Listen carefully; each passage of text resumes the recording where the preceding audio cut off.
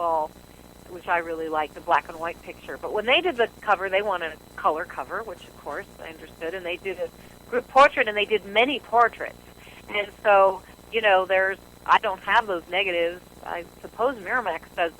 But, it was a lot of pictures of a lot of configurations of people. And so I didn't do the package design, but I don't think the package design changed. I think it was the same picture on the poster and on the original package design as on the subsequent DVD release. But, there are, I think there are a lot of different pictures that are out there. I have a couple of them, but I don't have those pictures. But I know he was at the shoot, but nobody was removed from anything. I don't think he was in the poster picture. And that had nothing to do with anything other than that was the picture they liked the best. Certainly I had no say over that, but they, I almost feel like I want to pull out a poster and look at it, but I don't think he was in the poster. And that wasn't any kind of exclusion. That was just like, that was the picture they picked. Okay. Now, Avis Pendarvis, Kim Pendarvis, Freddie Pendarvis. There was Avis? A couple of Pendarvises in Paris. Yeah. Well, Avis was a legend. Avis didn't want to be interviewed. She was one of them who was just like, no, thank you, and that was fine. Freddie and Kim were good friends, did a lot together, lived together at a certain point. They were family for each other. They obviously, Kim sewed stuff. And was a great competitor. Freddie's very witty, very funny, very sly in the sense of humor, very personable, lovely person. Kind of, despite the mischievous sense of humor, I think sort of a mild-mannered person. Kim passed away young. That was very sad, very devastating. And, they somehow, again, it's the younger characters, the older characters, and I use the word characters just because, not because they're characters, they're people, but because when you build a film, you're creating a portrait of a person. No person in a film could be as complicated as a real person, because we all have 1,000 sides to us, and when you make a film, you're taking all this material you have. It's a bit of a filmmaking lesson, and you're distilling it. You're boiling it down to, the 5 things that this film has space to say about Kim, or about Pepper, or about Dorian. And so Kim and Freddie were, they represented like Octavia and Venus, the young butch queens, building their life, walking the balls, having a lot of hopefulness, and that's the point where they were at. They were young people enjoying the balls, enjoying walking around with their friends, and Freddie's going to be one of the people introducing the film on Friday. Fantastic. Wow. He's in New York. Freddie. Yeah, and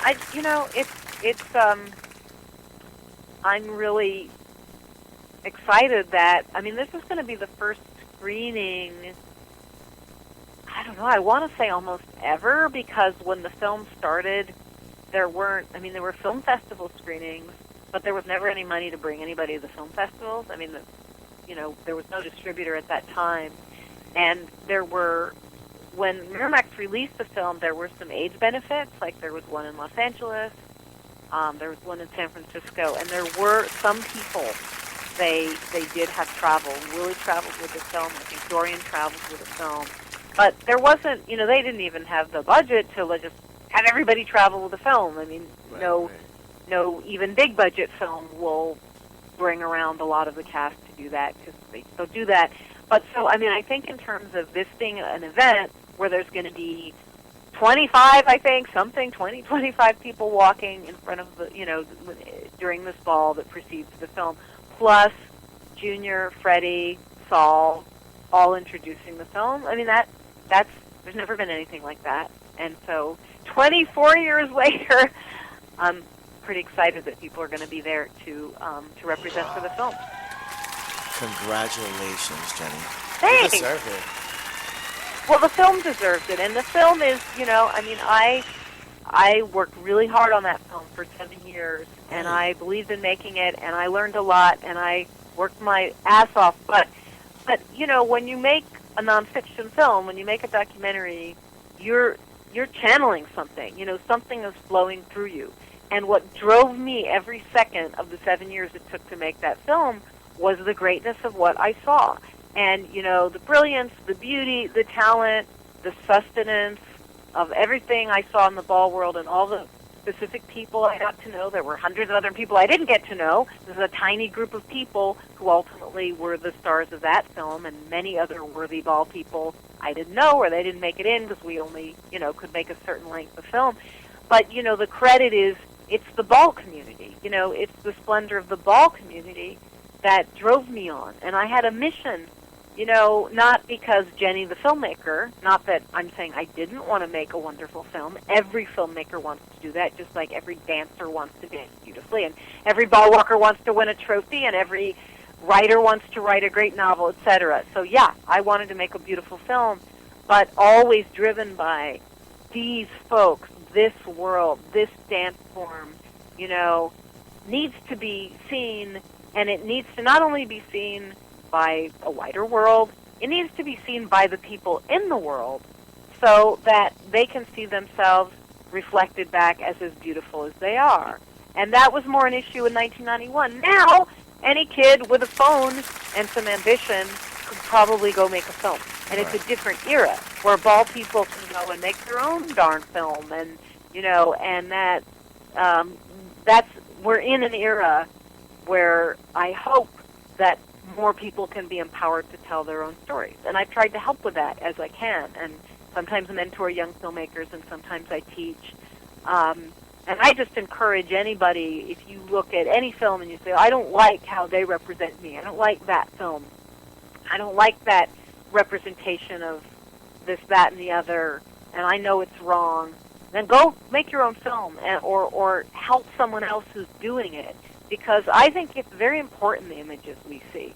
We see things that can encourage us to be better people, or it can deflate us, and make us feel like, oh, people like, all the films that made gay people look so bad, or made trans people look so pathetic, those had effects on people. And the films that show the beauty and the strength, that has an effect too. And so I think there's a spiritual component to filmmaking, which is that it can give us heart, and it can give us sustenance, and it can transmit love, or it can make us feel bad. And the intention of making Paris is Burning was always the heart, the sustenance, and the love. That doesn't mean everybody's going to like it. Nobody can make a film or write a book that everybody's going to like. But in that, it can create unity, and it can encourage people to go live a beautiful life. That was always why I worked hard to make it.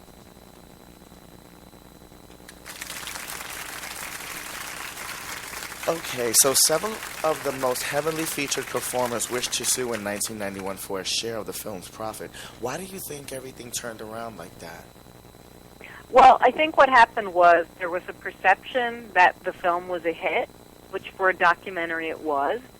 And in general, people don't pay people in a documentary. That's not generally what happens. I mean, you can read up on it, and because it's considered journalism, people just agree to participate. I myself have been in several documentaries. I was never paid. The documentaries went on and got sold.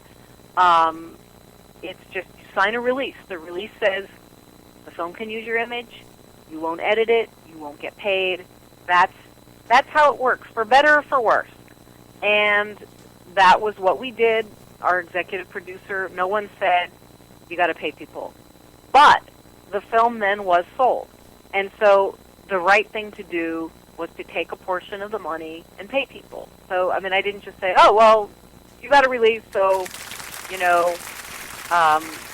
so goodbye. We took a portion of money, which was basically like 1/4 of the entire budget it cost to shoot the film, and gave that away based on screen time. Basically, we couldn't give it to everybody who was in the film because there are a lot of people who have 30 seconds in that film. But we took the main people, and we carved out money, and we said, we're going to do this. And I think what happened was people felt you made a lot of money, and so you should give us a lot of money. And there wasn't a lot of money made, and we felt it was a good thing to give that money to people, that it wasn't the usual thing. I didn't know of other documentaries. There may have been other documentaries that I didn't know about. In general, it's not what was done, but we endeavored to do it. And I think people felt like, oh, you're not being honest. It should be more. People got an attorney. The attorney looked at the releases that people had signed and basically said, you've signed releases. You've said it's okay to use my image without my being paid. And so we still gave that money to people. It was, by the standards of the day and by the standards of what any documentary I know has given away, a lot of money. Should people in documentaries or in nonfiction articles or nonfiction books get paid? That's a very large conversation that you could have. I mean, you could say anytime somebody's in a documentary, they should be paid. But that's just not generally how it's done. So, and I, in light of people in relation to the Celebrate Brooklyn screening feeling that there was exploitation, I mean, that's an accusation that I find obviously upsetting, but also disturbing, because I don't know if you sort of said, okay, the rules, let's see Paris is Burning in relation to all other documentaries. You can't just see it as its own thing. You have to see that I was working in a system where there was there were 2 executive producers, there were 2 TV stations, there were also grants, there was a struggle to finish the film. No one was saying, you have to be unusual here, because you're white and the subculture is Black and Latino, because you're middle class and some of the people aren't, because this is a subculture that's struggling. All those reasons.